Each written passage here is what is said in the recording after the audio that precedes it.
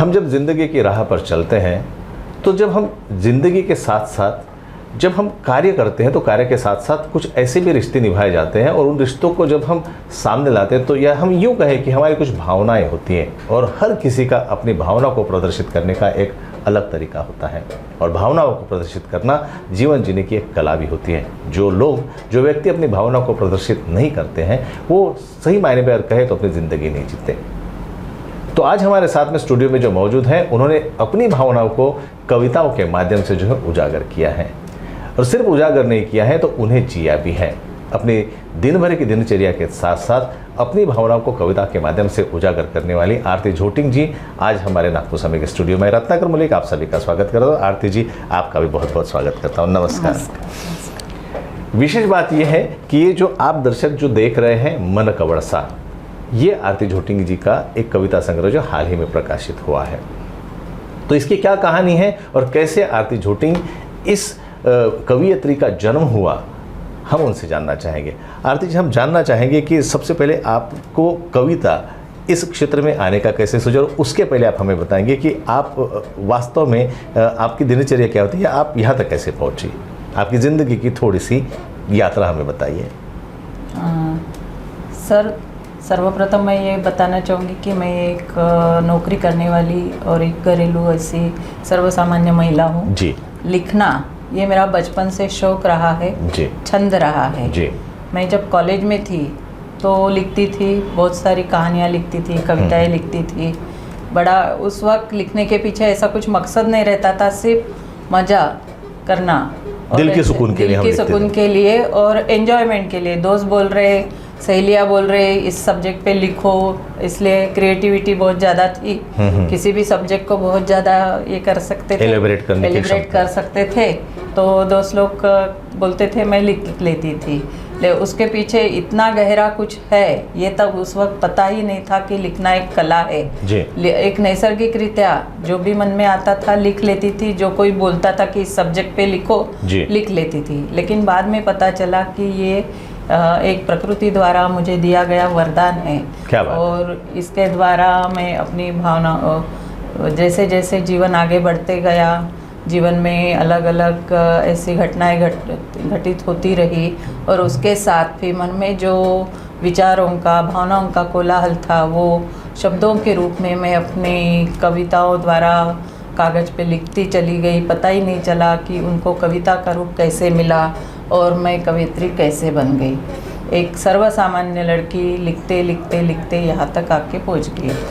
अब जब आप कविता लिखती हैं और कविता को जब आपको प्रोत्साहन, जब आप, जैसे आपने पहले कहा कि आपके दोस्तों ने आपको सराहा कि नहीं आप अच्छा लिखती हैं, तो जब ये कविता परावर्तित हुई तो आपको कैसे प्रतिसाद मिला अपने दोस्तों का, अपने आप जहाँ काम करती वहाँ के कलीग्स का, और विशेषकर घर से आपको कैसे प्रतिसाद मिला? प्रतिसाद तो बहुत अच्छा मिला। यानी सबसे पहले मैं धन्यवाद अपने पति को दूंगी जी, अशोक झोटिंग जी को, कि जिन्होंने मेरी इस कला को समझते हुए मुझे लिखने के लिए सदा प्रोत्साहित किया। और वो मुझे सब्जेक्ट भी देते हैं कि इस सब्जेक्ट पे लिखो। यानी मेरे अंदर जो कला है उसको प्रोत्साहित करना, उसको बढ़ाना, ये मैंने इसमें लिखा है कि एक तरु लता की जो संगोपन और बड़ा होना रहता है वो तरु के आधार से होता है। यानी एक वृक्ष रहता है, उसके आधार से वो तरुलता बहुत ऊपर चली जाती है।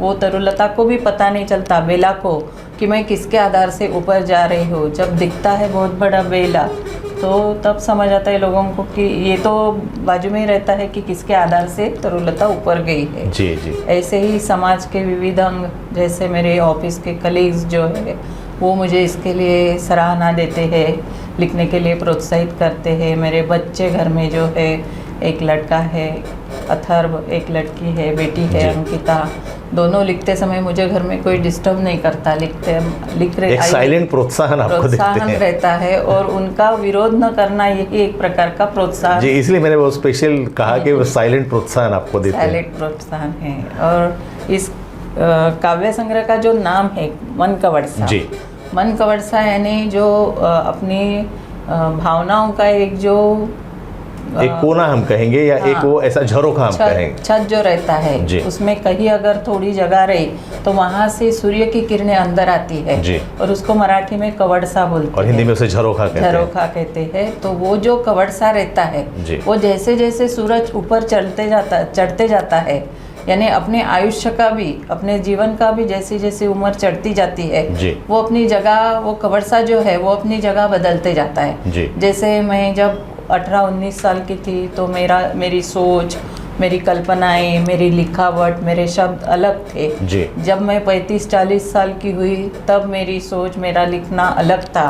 आज मैं जिस उम्र के पड़ाव में हूँ, एक जीवन का बहुत सारा अनुभव मेरे पास आ गया है, सोच में बदलाव आ गया है, विचारों में समृद्धि या मैच्योरिटी जो बोलते वो आ गया है। तो अभी की जो लिखावट है वो अलग है, विषय वही रहता है, शब्द वही रहते हैं, लेकिन लिखावट में फ़र्क आता है, ज़रूर आता है। तो ये मन कवड़सा, यानी मेरे विचारों का जो कवड़सा जैसे जैसे बदलता गया, वो सब प्रकार की रचनाएं इस पुस्तक में मैंने शामिल की है। इस पुस्तक की एक खासियत ये है कि आमतौर पर कभी भी कवि या कवियत्री जब अपनी किताब छापते हैं तो एक पब्लिकेशंस के पास में आप गए और उन्होंने वो कविता छाप दी, लेकिन ये कविताएं आपने एक कैलीग्राफी आर्टिस्ट से उसको लिखवाया और उसी रूप में इसको प्रदर्शित किया है। तो ये प्रेरणा आपको कहाँ से मिली या ये कैसे एकदम हो गया ऐसा? एक हम उसको सुवर्ण संयोग कहें, ये सुवर्ण संयोग कैसे आ गया? वैसे तो लिखी हुई मेरे पास बहुत सारी कविताएं थी, करीबन 500 के पास आसपास रचनाएं लिख के कॉपी में लिख के है। लेकिन मुझे ऐसे कभी लगा नहीं कि मैंने किताब लिखना चाहिए, क्योंकि मैं भारतीय जीवन बीमा निगम में एचजे के पोस्ट पे कार्यरत हूँ। तो उसमें उसकी अपनी व्यस्तता रहती है, घरेलू जीवन में व्यस्तता और साहित्य विषय न होने के कारण शायद उस तरफ मेरा कभी ये झुकाव नहीं रहा कि किताब लिखना चाहिए। लेकिन उदगीर में हुआ जो अखिल भारतीय 95वां साहित्य सम्मेलन जब हुआ तो वहाँ मुझे निमंत्रित कवि के रूप में वहाँ कविता पढ़ने के लिए बुलाया गया। और वहाँ कविता, जब मैं व्यासपीठ पे जाके कविता पठन हुआ, काव्य पठन हुआ, उस वक्त वहाँ फोटोग्राफर थे मिस्टर सिद्धू चिलवंत करके, उन्होंने मेरी फ़ोटो खींची, फिर वो बाद में घर में भेजी उन्होंने बाय पोस्ट। उसके बाद उनकी मेरी जो वहाँ पे पहचान हुई तो मुझे पता चला कि वो एक कैलीग्राफी आर्टिस्ट है। फिर मैं अपनी कविताएं उनको एक एक भेजती रही, वो मुझे सुंदर कैलीग्राफी में सुलेखन में लिख के भेजते थे। उसका मकसद सिर्फ व्हाट्सएप स्टेटस पे लगाना या फेसबुक में डालना, इसके लिए मैं करती थी। बस वही अच्छा लगता था कि एक पोर्ट्रेट के रूप में अपनी कविता सामने आ रही है और लोगों में, समाज में उसकी सराहना हो रही है।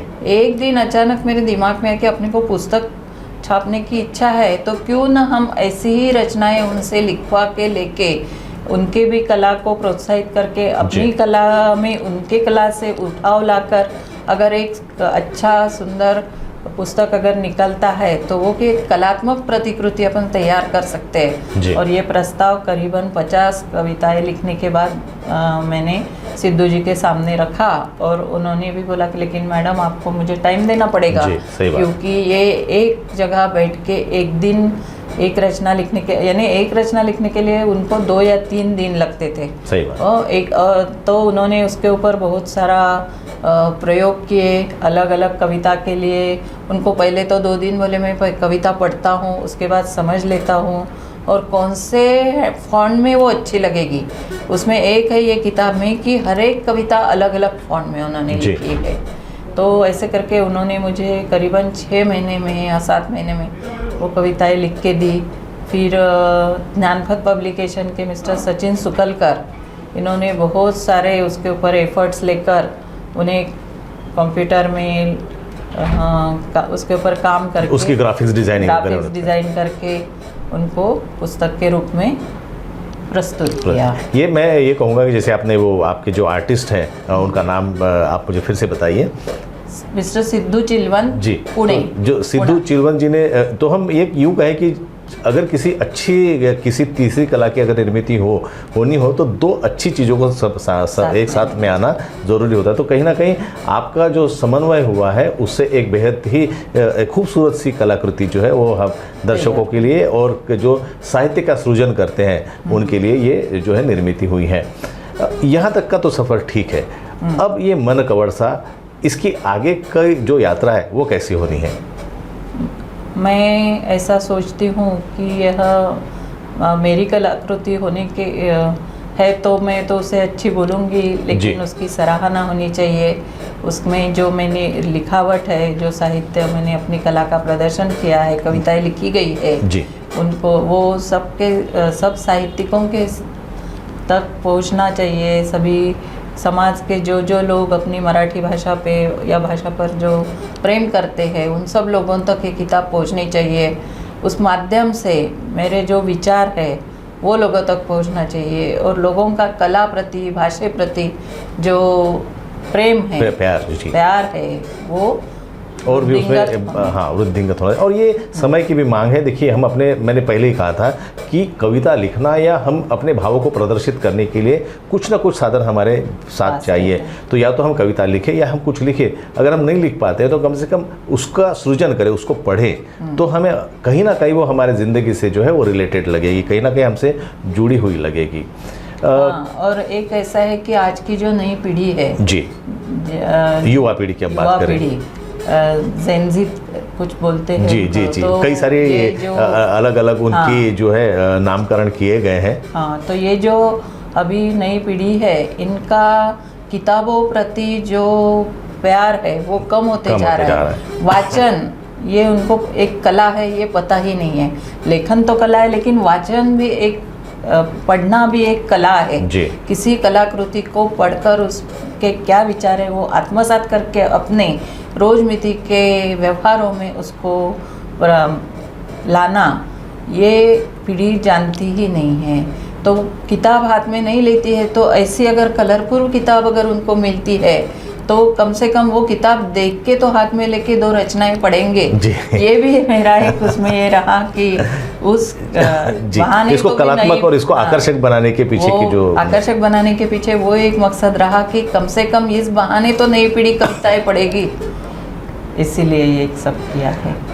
क्योंकि हमारे पास में समय की थोड़ी सी कमी है तो चलते चलते हम आपको ये पूछना चाहेंगे कि जैसे हमने नई पीढ़ी की बात, कुछ ऐसे लोग होते हैं, नए कवि कवियत्री होते हैं जो चाहते हैं कि हमारी भी रचनाओं को प्रोत्साहन मिले, हमारी रचनाओं को भी लोगों तक पहुंचाएं। उनके लिए आप क्या संदेश देना चाहेंगे? और ओवरऑल आप समाज को एक जिम्मेदार नागरिक होने के नाते और एक कवियत्री और एक प्रगल्भता आपके पास में है, उस नाते आप समाज को क्या संदेश देना चाहेंगे? सबसे पहले तो मैं ये बताना चाहूँगी कि लिखना है हमारे खुद की खुशी के लिए लिखना है जी। जो चीज़ हमें आनंद देती है, लिखना यह एक छंद है। कोई भी व्यक्ति जब तक अपना उसमें लगाव नहीं रहता तब तक ये कर नहीं सकती। तो अपने खुद की खुशी के लिए लिखो।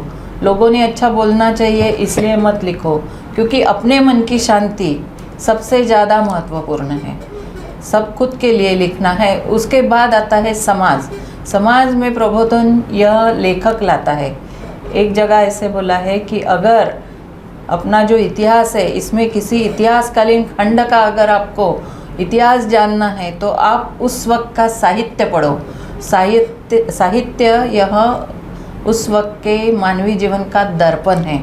यानी साहित्यिकों ने उस वक्त जो लिख के रखा है उससे आपको पता चलेगा कि उस वक्त की रहन सहन, सोच विचार, लोगों का आपस में जो व्यवहार है वो कैसे था, राजा की नीति कैसी थी, ये सब चीज़ें आपको साहित्य से पता चलेगा। तो आज के इस दौर में ये हमारा कर्तव्य बनता है कि आगे आने वाली पीढ़ियों को आज का अगर दर्पण हमको दिखाना होगा कि आज की स्थिति में समाज का क्या स्वरूप है, प्रारूप है, रूप है, तो हमारे साहित्य से वो सब झलकना चाहिए। लेखन सत्यतावादी होना चाहिए, परिस्थितिवादी होना चाहिए, आनंदमय होना चाहिए। क्या बात कही आपने। हम चाहे किसी भी धर्म के हो, हमें अपनी संस्कृति दी है गीता ने, हमें हमारी संस्कृति दी है कुरान ने, हमें हमारी संस्कृति दी है बाइबल ने।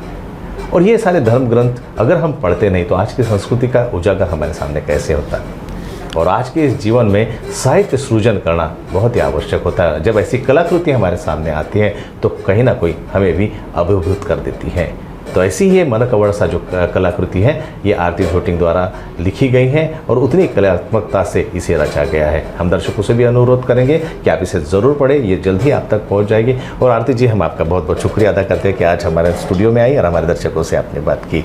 नमस्कार। नमस्कार। आखिरी में मैं अपनी कविता की 2 लाइनें बोलना चाहूँगी। जी बिल्कुल। शांती लाभते जीवा लेखणी धरता करी, शांती लाभते जीवा लेखणी धरता करी, शल्य हृदयीचे उतरते कोऱ्या कागदावरी, लेखणी माझी माय मायेचा हात डोई, आधार जीवाला तिचा कंपन येता पायी। क्या बात है, बहुत बहुत सुंदर। धन्यवाद। धन्यवाद रत्नाकर जी।